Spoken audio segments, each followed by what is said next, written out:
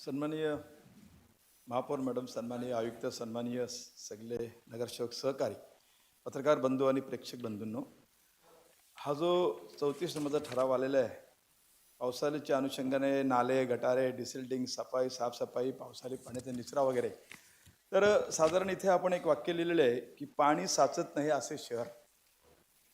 तर हे कुठेतरी वाक्य याला मला वाटतं लागू होत नाही, कारण पाणी काही ठिकाणी बऱ्याच ठिकाणी साचतो. उदाहरणार्थ आमचं मॅप्कोची जी एरिया आहे, ती मॅप्कोच्या एरियाचा जो ॲक्च्युली जो गटर आहे, तो गटर डिसिल्टिंग होतच नाही, तो करणे खूप गरजेचं आहे.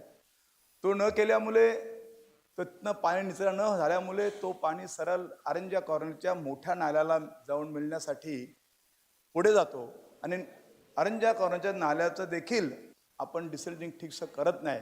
खऱ्या अर्थाने मी महापौर मॅडम आपल्या माध्यमातून निशांत भगत साहेबांना विनंती करेन की ते नाल्याचं काम काढावं आणि त्याची खोली वाढवावी, जेणेकरून आमच्या मॅप्को जो साचणारा पाणी आहे त्याचा इफेक्ट आमच्या पूर्ण वार्ड 15D मध्ये येतो, पूर्ण गावामध्ये पाणी साचण्याचा प्रकार घडतो. तर आपणा सगळ्यांना विनंती आहे आणि आपल्या माध्यमातून महापौर आपल्यालाही सांगितलं की नाला विजन एक तयार करा. नैसर्गिक जे नाळे आहेत ते साधारण वरून येणारा पाणी MIDCच्या माध्यमातून, MIDC पाणी काही घेत नाही, तो पाणी सोडतो आपल्या शहरामध्ये, आपल्या जिथे रेसिडेंट शहर आहे तिथे सोडतो आणि त्याचा खूप मोठा पाणी साचण्याचा प्रकार.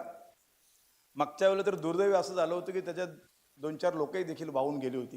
आणि म्हणून सेक्टर 17च्या नाल्याची जर खोली वाढवली तर त्याचा परिणाम ह्या तुर्ब्याच्या इकडच्या मॅप्कोच्या पूर्ण एरियामध्ये कमरे इतका पाणी साचतो. कधी कधी हायटाईटमध्ये पाणी साचण्याचा मोठा प्रकार तिथे घडतो आणि त्या माध्यमातून पूर्ण FMC मार्केट देखील ठप्प होतं. आपणास विनंती आहे की आपण याकडे दुर्लक्ष करू नये आणि लक्ष देऊन हे काम करावं.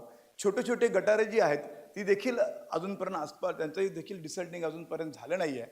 जसे की आमच्या गुप्ता काट्याच्या मागचा जो भाग आहे तिथून जर पूर्ण पाहाल तर मी माझ्या तुर्ब्या वार्डमध्ये आता सगळे कॉन्क्रीटचे रस्ते केलेले आहेत आणि कॉन्क्रीटचे रस्ते केल्यामुळे रस्त्याची उंची वाढलेली आहे आणि रस्त्याची उंची वाढल्यानंतर गटरं खाली गेलेली आहेत.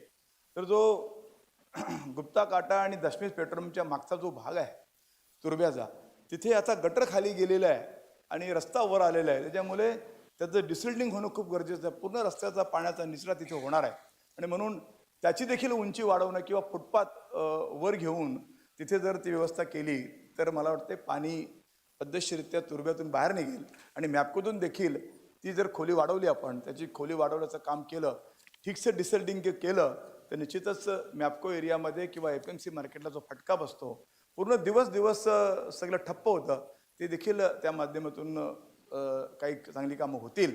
आणि म्हणून आपणास विनंती आहे की येणाऱ्या काळामध्ये ही सगळी कामं किंवा पावसाळ्यामध्ये सतर्क राहून आपत्काली जी आपली यंत्रणा आहे ती तिथे त्या एरियामध्ये कार्यरत राहावीत अशी विनंती करतो आणि इथेच थांबतो. जय हिंद. लेटेस्ट अपडेट्स और ताजा तरीन खबरों के लिए TV1 इंडिया लाइव को सब्सक्राइब कीजिए और नोटिफिकेशन पाने के लिए बेल आइकॉन को दबाना मत भूलिए।